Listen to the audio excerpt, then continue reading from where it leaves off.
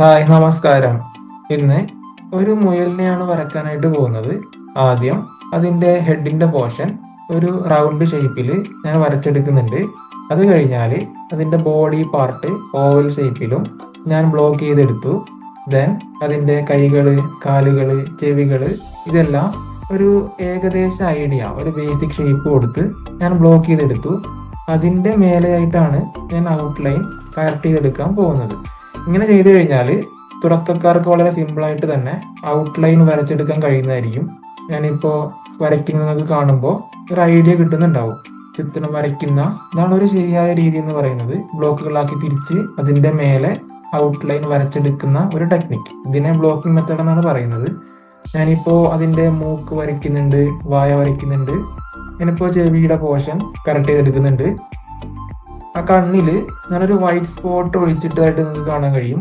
ഒരു ചിത്രത്തിന് ഒരു പ്രത്യേക ഭംഗി കൊണ്ടുവരാൻ വേണ്ടിയിട്ടാണ് അങ്ങനെ ചെയ്തിട്ടുള്ളത്. ഞാനിപ്പോൾ ഷെയ്ഡ് കൊടുക്കുന്നുണ്ട്. ഹാച്ചിങ് ടെക്നിക്ക് ഉപയോഗിച്ചുകൊണ്ടാണ് ഞാൻ ഈ ഒരു ചിത്രം വരയ്ക്കുന്നത്. ഇത് ഒരു ബിഗിനർ ഫ്രണ്ട്ലി ആയിട്ടുള്ള ഒരു ക്യാരക്ടറാണ് ഞാൻ വരച്ചിട്ടുള്ളത്.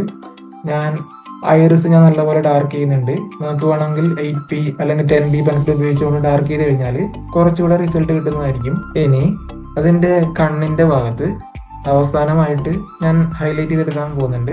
അത് വൈറ്റ് ജെൽ പെന്നാണ് ഞാൻ യൂസ് ചെയ്യുന്നത്. ഒരു ലൈനും ഒരു പോയിന്റും കൊടുത്തു കഴിഞ്ഞാൽ ആ കണ്ണിലൊരു പ്രത്യേക ഭംഗി, ഒരു ജീവൻ വന്നതായിട്ട് കാണാൻ കഴിയും. പിന്നെ അവസാനം ആ ഒരു ചിത്രം ബ്ലെൻഡ് ചെയ്ത് കഴിഞ്ഞാൽ നമ്മളുടെ മിട്ടുവിൻ്റെ ചിത്രം കംപ്ലീറ്റ് ആയി.